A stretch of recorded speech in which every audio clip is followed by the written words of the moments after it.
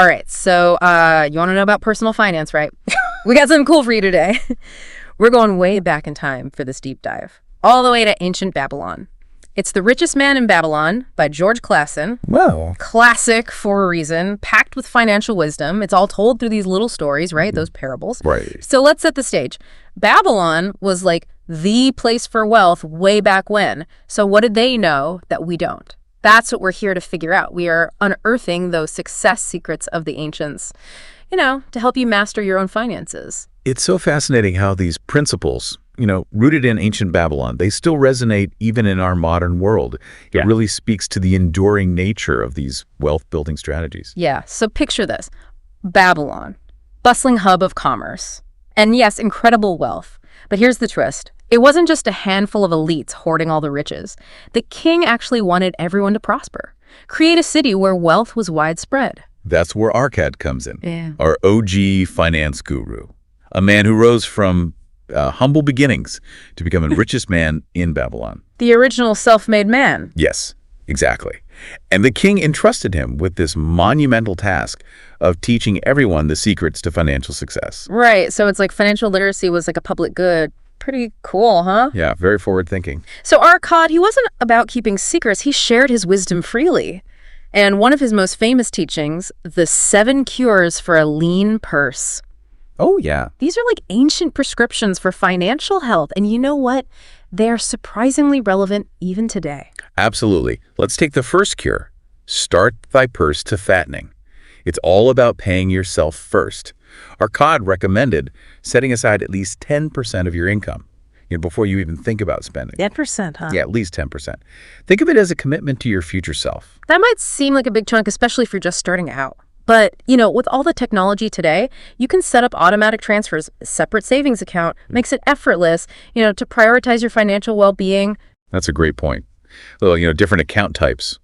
We have options today that the Babylonians could only dream of. High-yield savings accounts, retirement accounts with tax advantages. Right, 401ks, IRAs. It's all about choosing the tools that help your savings grow. Yeah, absolutely. All right, the second cure, control thy expenditures. This one can be a bit tougher, especially with so many tempting things vying for our attention. But Arcad was onto something. You need to know where your money is going. Right. It's not about deprivation. It's mindful spending. We have apps and budgeting tools today that make it easier than ever to track expenses and identify areas where you can cut back without sacrificing your quality of life. I'll admit, I used to be terrible at budgeting. It felt restrictive.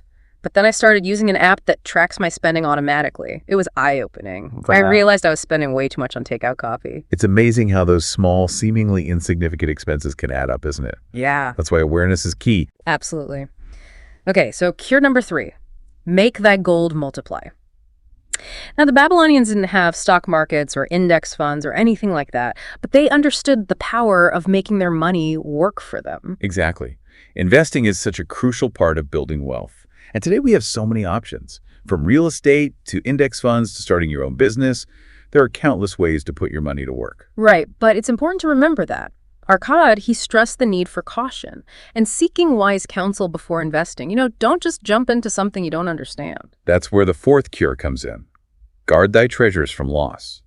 It's all about protecting your investments, seeking advice from experts, and avoiding those get-rich-quick schemes that can vanish as quickly as they appear. Think of it like this.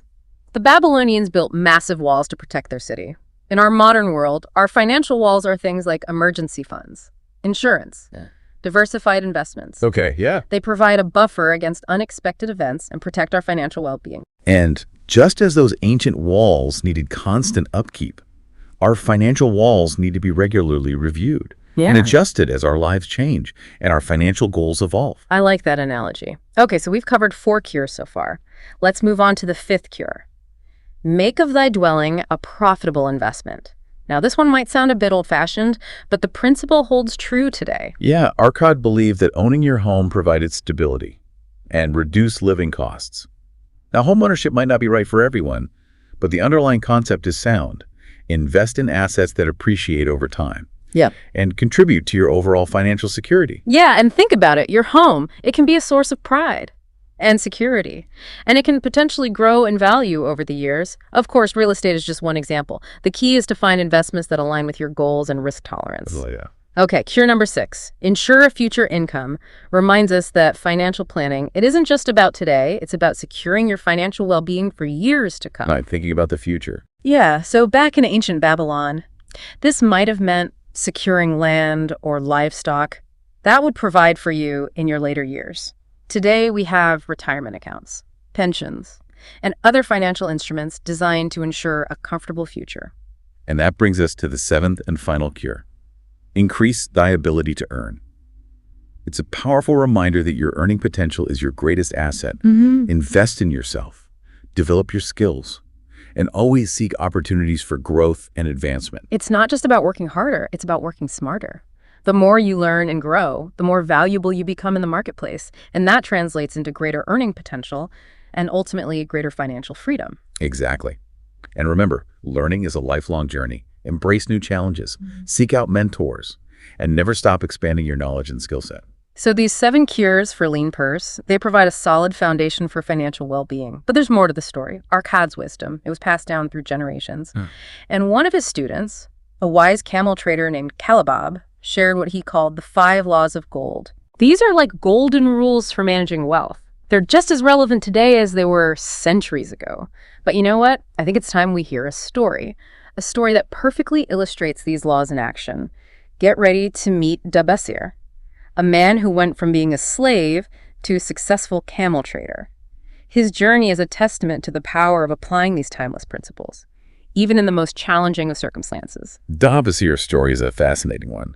He started off making poor financial choices, leading to debt and even slavery. But his story is far from a tragedy. It's a tale of redemption and the transformative power of financial wisdom. It's amazing, right? He doesn't blame fate or bad luck for his situation. Instead, he takes ownership of his mistakes and commits to turning his life around. Yeah, it takes real courage to do that, to look in the mirror and say, hey, I messed up. It does. That self-awareness is so crucial. And his commitment to repaying his debts, even after escaping slavery. That really speaks volumes about his character. It's like he understood that true financial freedom starts with a clean slate, both financially and ethically. Absolutely.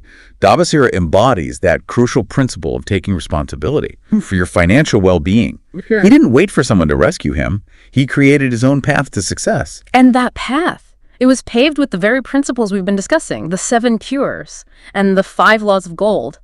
It's like his story is a case study in how these ancient principles can be applied in real life. Remember those clay tablets he inscribed with his personal finance plan? Oh, yeah. They're like a window into his mindset, a testament to his commitment to change. Those tablets are fascinating. Imagine archaeologists digging them up thousands of years later and finding a step-by-step guide to financial success carved in clay. I know, right? It's like a message from the past. It is. And that plan, saving 1/10, living on 7/10, and using 2/10 to repay debts, it perfectly embodies the first law of gold. Gold comes gladly and in increasing quantities to any man who puts by not less than 1/10 of his earnings to create an estate for his future and that of his family. Yep, that's the one. It's the power of consistent saving.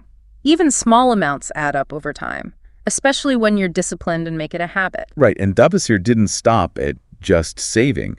He understood that wealth isn't built by hoarding money. It's about putting it to work. Making that money work for you. Exactly. That's where the second law of gold comes in. Oh, yeah. Gold labors diligently and contentedly for the wise owner who finds for it profitable employment, multiplying even as the flocks of the field. Now we're talking. So Dabasir becomes a camel trader. He's investing in himself, his skills, and his business. He's not afraid of hard work, and he's willing to take calculated risks to grow his wealth. But he's not reckless. He remembers the third law of gold. Which is? Gold clings to the protection of the cautious owner who invests it under the advice of men wise in its handling. Oh, yeah, it's a good one. He seeks guidance from experienced traders, learning the intricacies of the market, and avoiding those impulsive decisions that could lead to ruin. So he's doing his due diligence, getting that expert advice. It's like he's building those financial walls we talked about earlier, protecting his capital, diversifying his assets, and making informed decisions based on sound advice. Exactly. And Dabasir's journey also highlights the fourth law. Gold slips away from the man who invests in businesses or purposes with which he is not familiar or which are not approved by those skilled in its keep. That's the one. Sticking to what you know. Right. He focuses on camel trading, Yeah. where he's developed expertise. He doesn't get lured into those shiny, get-rich-quick schemes that promise unrealistic returns. He's not chasing those unicorns. Yep. He's a savvy investor. He understands the importance of due diligence, research, and staying within his circle of competence. He's not swayed by hype or speculation. And finally, Dabassir embodies the fifth law of gold. Hit me with it. Gold flees the man who would force it to impossible earnings, or who follows the alluring advice of tricksters and schemers, or who trusts it to his own inexperience and romantic desires in investment. All right, so break that down for me.